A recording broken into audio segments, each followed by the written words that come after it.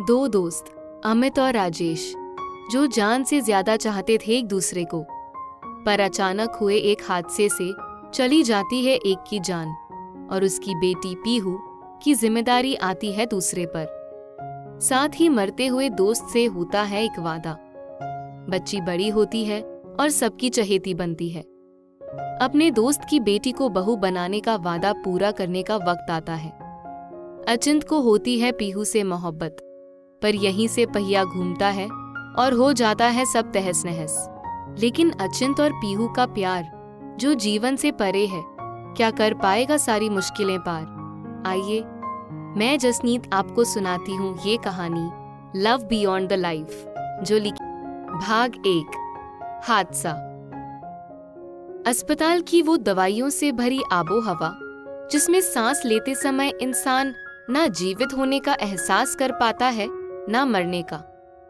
अमित दौड़ता हुआ हर कमरे में बेतहाशा झांका जा रहा था। मरीजों का एक मेला लगा हुआ था। लग रहा था कि पूरी दुनिया में शायद कोई स्वस्थ है ही नहीं, सब बीमार ही हैं। हांफते हुए दम फूला जा रहा था। आशंकाओं से भरा हुआ हृदय हूंक हूंक के कांप रहा था। अचानक एक वार्ड में वो दिख गया था उसे। बुरी तरह क्षत विक्षत शरीर। लग रहा था उसकी सांसें सिर्फ और सिर्फ अमित के ही इंतजार में अटकी हों जैसे। भड़ाक के साथ मैंने दरवाजा खोला।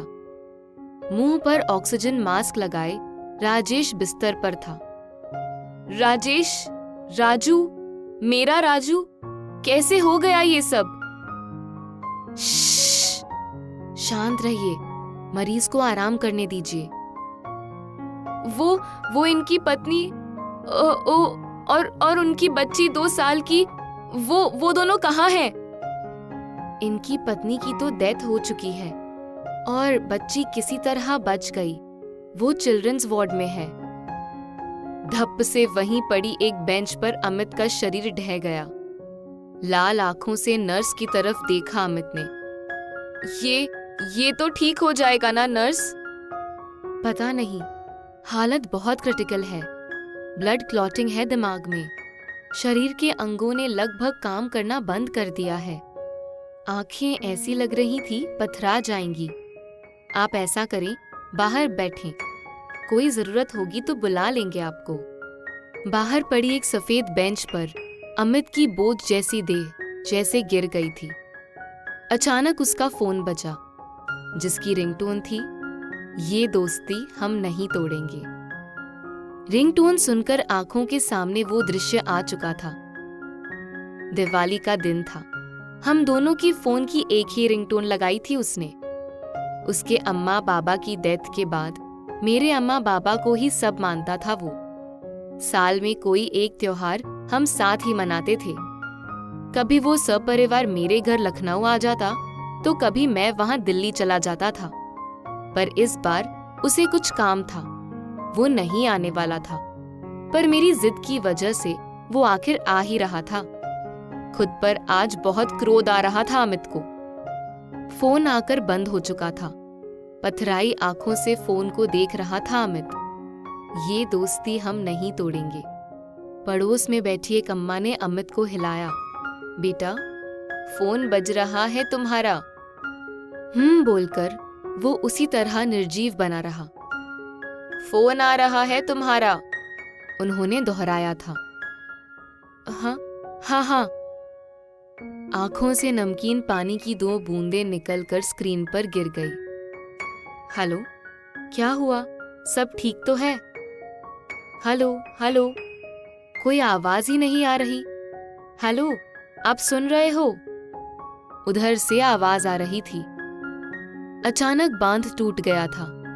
रुदन की आवाज इतनी जोर से थी कि अगल बगल वालों की आंखें भी भीगने लगी। कुछ ठीक नहीं है। माला चली गई हमें छोड़कर। क्या? और राजेश भाई साहब, वो कैसे हैं? जिंदगी और मौत से लड़ रहा है मेरा यार। और पीहू तो ठीक है ना? हाँ, चिल्ड्रंस वार्ड में है वो। सुनीता के हाथ पैरों से जान निकाल ली हो जैसे किसी ने। तेज तेज आवाजों के साथ अम्मा का रोना पीटना शुरू हो गया था। स्पीकर पर अमित की आवाज सुनकर, आ रहा हूं मैं, तुम भगवान से दुआ करो कि राजेश को कुछ ना हो। माला के दाह संस्कार की तैयारी भी करनी है। फोन बंद हो गया था। तो आप आए हैं माला सक्सेना की बॉडी लेने? एक इंस्पेक्टर ने आकर पूछा।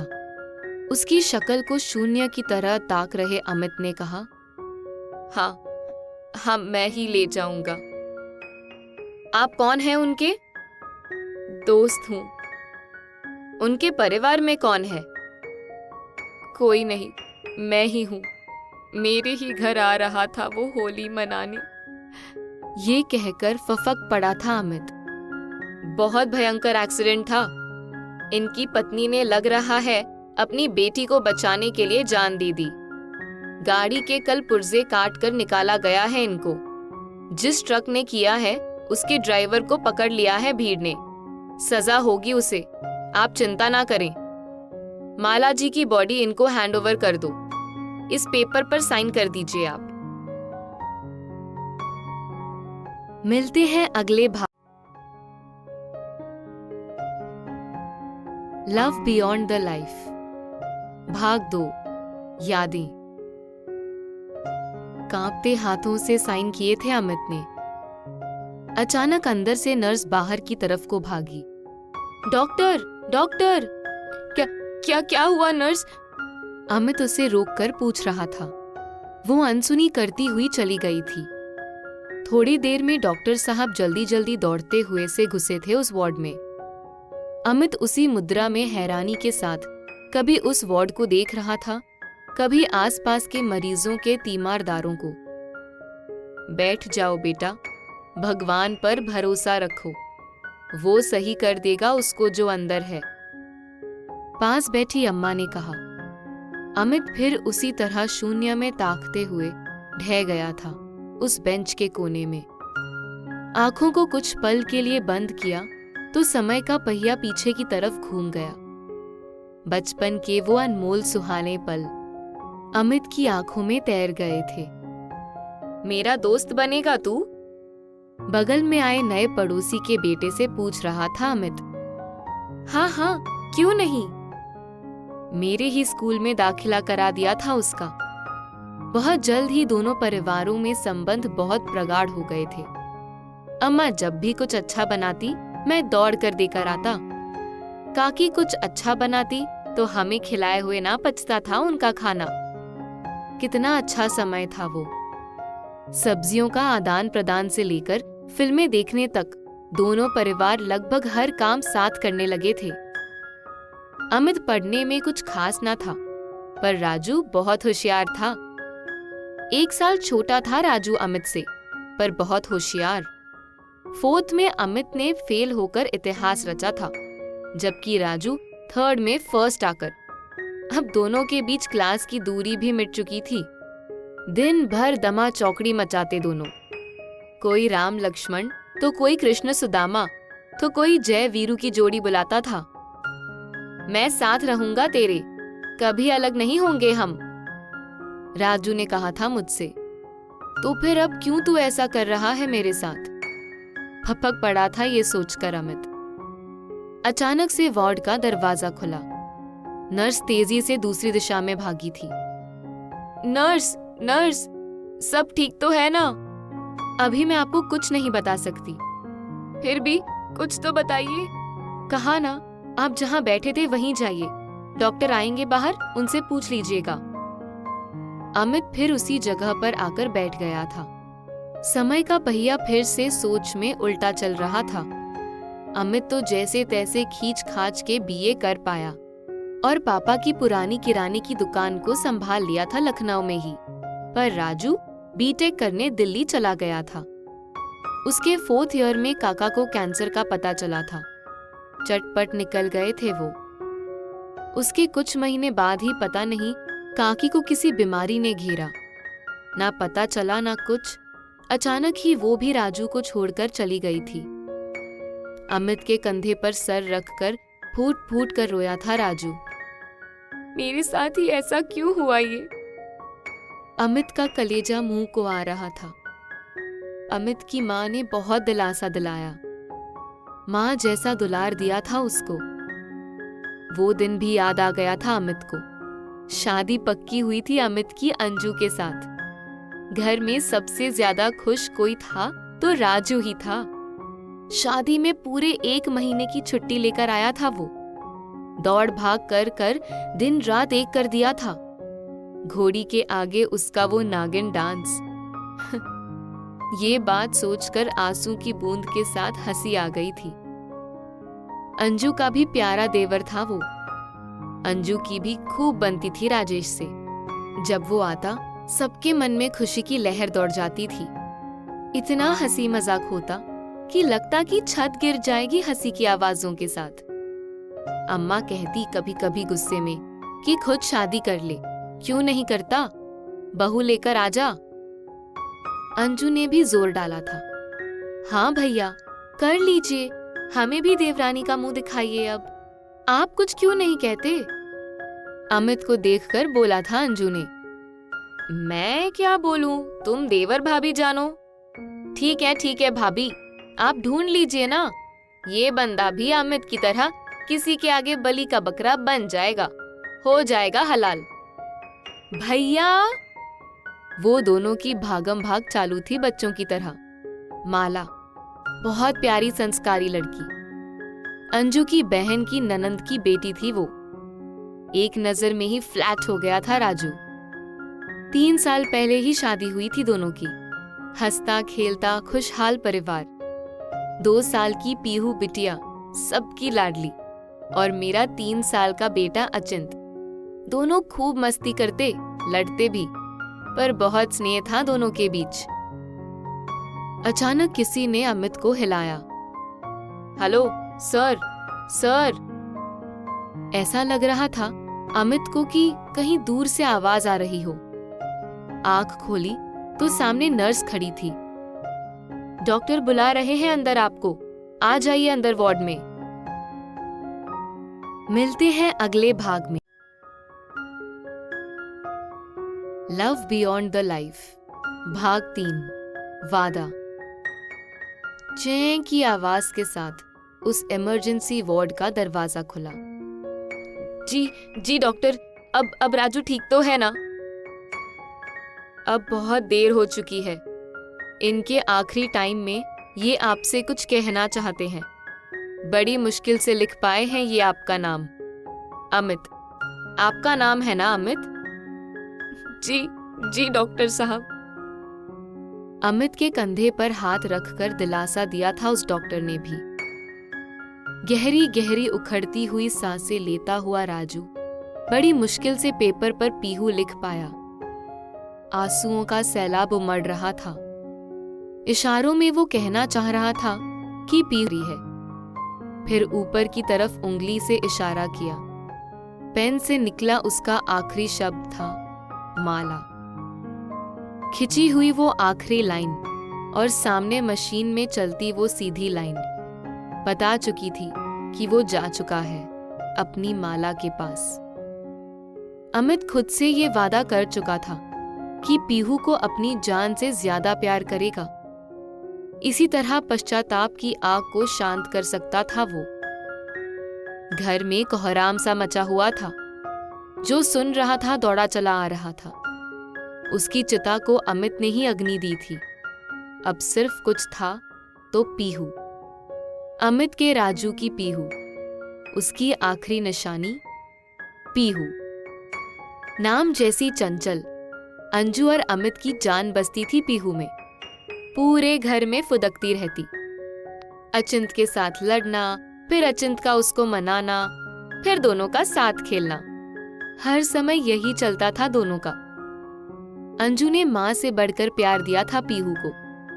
जब पीहू को लेकर अमित घर आया था, उस समय उसकी उम्र मात्र 2 साल की थी। उस उम्र में उस मासूम के पास सिर्फ और सिर्फ उसके माँ बाप की धुंधली यादें थी, जिस पर कब अंजू और अमित की प्यार छाव फैल गई थी, पीहू कभी जान ही ना पाई। अचिंत और पीहू का एक दूसरे के लिए इतने स्नेह को देखकर अमित के दिल में कब उनकी शादी का ख्याल घर कर गया पता ही ना चला। इस तरह वो हमेशा के लिए अमित और अंजू की छाव में ही रहती और राजू को किया वादा वो मरते दम तक पूरा कर पाता। आज पीहू पूरे 6 साल की हो गई थी। इसी बीच घर में कुहू नाम की प्यारी सी गुड़िया भी आ चुकी थी। कितनी खुशी छाई हुई थी घर के आंगन में। बड़े पापा, ये मेरे साथ ही रहेगी, मेरे कमरे में ही सोया करेगी, मेरी छोटी सी प्यारी सी डॉल है ये, चहक चहक कर पीहू कह रही थी। अचिंत भी कितना खुश था। मेरी बहन आई है, मेरी बहन आई है, पूरी कॉलोनी में गा गा कर आया था। घर में अब 3 बच्चों की धमाचौकड़ी मची रहती थी। समय भी पंख लगाकर उड़ रहा था। जो बच्चे खेल खेल कर साथ ही बड़े हुए थे वो अब जवान हो चुके थे। बचपन की अचिंत की वो दोस्तों वाली चिंता अब पीहू के लिए अगाध प्रेम का रूप ले चुकी थी। पर दोनों अपनी इस भावना को अभी भी दोस्ती ही समझ रहे थे। पीहू बीटेक 3rd ईयर में बहुत अच्छे नंबरों से पास हुई थी और अचिंत भी MBA फाइनल ईयर में पहुंच चुका था। दोनों को एक दूसरे से दोस्ती से कुछ ज्यादा है इसका पता तो तब चला जब अचिंत के एक दोस्त ने पीहू के लिए अपनी फीलिंग्स अचिंत को ही बता दी। यार अचिंत, वो तेरे अंकल की बेटी से बात करवा देना मेरी, प्लीज यार, बहुत अच्छी लगती है वो मुझे। सुन तो ली थी अचिंत ने, लेकिन पता नहीं क्यों एक अजीब सी आग लगी थी सीने में। क्यों क्यों क्यों मुझे क्यों बुरा लग रहा है? कॉलेज में तो कितनी सुंदर हूर सी परी जैसी लड़कियां हैं, फिर मैं क्यों जेलस हो रहा हूँ? आखिर पीहू भी तो कर सकती है ना किसी से प्यार, तो मैं क्यों सह नहीं पा रहा ये सब? वाई। अगले दिन जब पीहू कॉलेज के लिए रेडी हुई तो अचिंत ने पहली बार उसे सही से नोटिस किया था। दिल धड़क उठा था उसको देखकर। पीहू और अचिंत का कॉलेज तो सेम था, पर स्ट्रीम बिल्कुल अलग थी। लेकिन अब बार बार अचिंत किसी न किसी बहाने पीहू के पास पहुंच जाता। क्या हो गया है अचिंत? क्यों बार बार मुझे परेशान कर रहे हो? अपनी क्लास बंक करके यहाँ क्यों आ रहे हो बार बार? पीहू हैरान परेशान सी अपनी बड़ी बड़ी आंखों को झपका झपका कर पूछ रही थी। वो कुछ नहीं, ऐसे नहीं आ सकता क्या? तू इतना क्यों बिफर रही है? कोई बॉयफ्रेंड बना लिया है क्या यहाँ? हट पागल, तू है ना, तू ही तो है मेरा बॉयफ्रेंड और बेस्ट फ्रेंड भी, समझा पगलू। वो खनखनाती हंसी। अचिंत के होश उड़े उड़े थे आजकल। आंखों के सामने ही घर में घूमती पीहू को देखकर मन उसको अपना बनाने के लिए मचल रहा था। अपने कमरे की खिड़की पर खड़े हुए अचिंत के दिल में ये ख्याल उठ रहा था बार बार। हाँ, प्यार करता हूँ मैं पीहू से बहुत प्यार करता हूँ। वो मेरे लिए ही इस जहां में आई है। आज खुद से कन्फेस कर ही लिया था अचिंत ने। मिलते हैं अगले भाग में।